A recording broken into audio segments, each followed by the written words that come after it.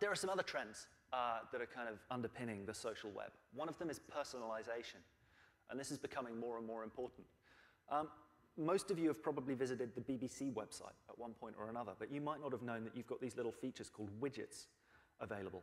And what this lets you do is actually personalize the BBC website to be something that you want. So you can remove, if like me you don't like sport, you can remove the sports section. I replace it with science and technology.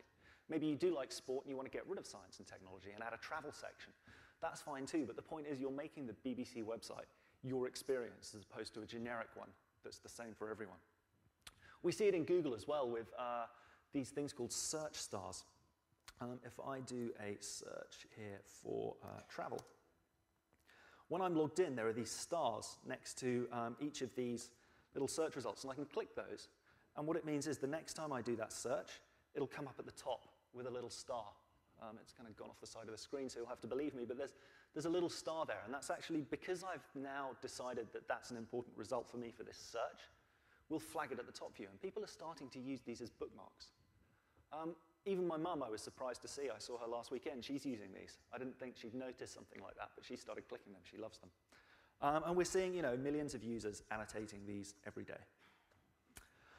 So the web, good. It puts a lot of information out there. I apologize for these 3 slides. Social, good. It's good to know your friends. Web plus social, even better. But what does that mean in practice? Well, actually, social has underpinned a lot of the experiences on the web for a lot longer than you might think. It's everywhere. Your news sites, most read, most commented, most curious. I dread to think what that might be. But that's a way of looking at what people are really reading, what they're really commenting on, and delivering it to other users. It's using real user feedback. Amazon is probably another example that a lot of people don't think about, but customers who bought this item also bought this item. That's a really, really nice way for Amazon to use real social data to try and influence purchase. And in fact, they've changed it a little bit now. On some products, you'll see 75% of people who looked at this item bought this one, the other 20% or the other 25% bought this other item. And so they're presenting options to you, but still giving you advice based on real user interactions. And it becomes even more valuable when you add in your friends, when you can actually have that leverage in place. There was a survey done with some Canadian students, about 250 of them, a couple of years ago now. But they were asked if they preferred email or instant messaging. Unsurprisingly, all of them said instant messaging. Why? Well, email, you get an email, you read it, you reply to it, you send it, but then it's gone. You don't know if the person's received it, you don't know if they've read it, or when they're going to read it, or if they're going to reply to it, or when they're going to reply to it. And you're just kind of there like, ugh. Instant messaging, you can see that your friend is online. You can start a conversation with them instantly. You can see often that they're typing a reply. The reply pops up instantly. You can turn it quite easily, quite often now, into a voice or a video chat at the click of a button. It's just that ease of communication. I think once these students leave university and realize that real work involves actually just pushing things to other people, email will suddenly make sense. Not my problem. But if you want to get students, potential consumers, people who perhaps have disposable income and time, interacting with you, you need to be talking to them on their terms. Be that instant messaging, be that Buzz, be that Twitter, be that Facebook, be that whatever. There's a Forrester report that talks about the 5 eras of the social web. And I'm going to rip through these. Well, no, I'm not going to rip through them. I'm going to take my time explaining them in great detail so that they make sense. Although the first 2 hopefully should be pretty straightforward. For those of you with a Facebook account or a MySpace account or any other social network, you've already done step 1. This is social relationships. This is signing up for a social network, establishing your friends, and just starting to have relationships with people on a website. I'd argue in some ways that forums, those of you who've used internet forums, were actually pre-runners to social networks.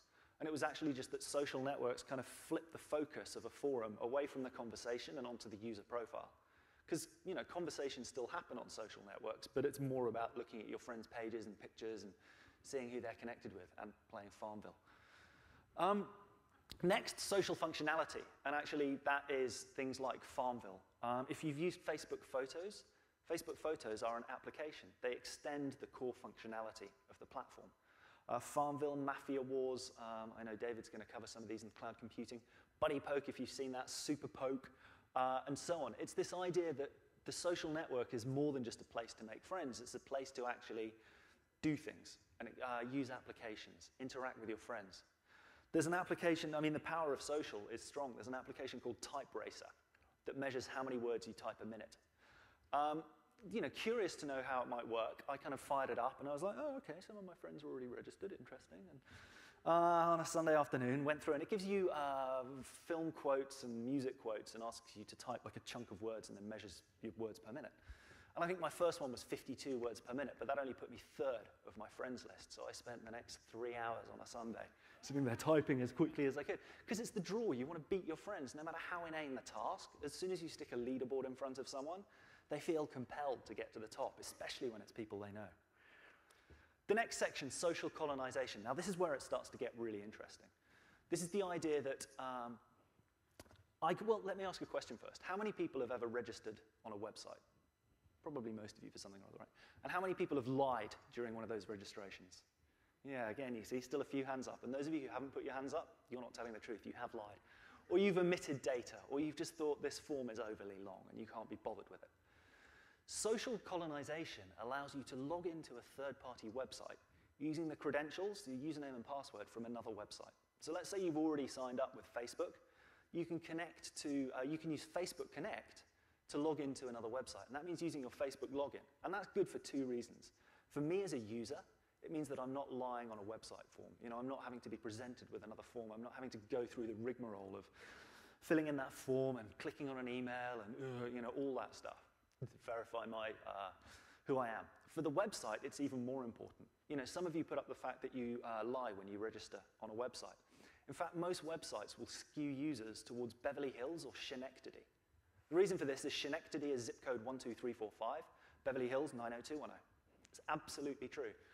People, when prompted for a zip code, if they don't have one, especially if they're outside the US, will generally type in one of those two things. So by using Facebook Connect or Google Friend Connect or Yahoo ID or Twitter ID or any of these services, you're actually getting valuable information about the person, because on a social network, they have to be who they say they are. I can't pretend to be a 90-year-old granny earning $1 million a year when I'm coming over from Facebook, because I have to make friends on Facebook. So I am that 35-year-old geek, you know, because that's what my friends see, and that's the only way they're going to be friends with me. That means you're getting a real person. And going to the next step, social context, you're getting their friends too. You can find out who their friends are. If you take the time to do some programming, you can start to do really interesting things, like find out their interests and start to present information to them based on their interests.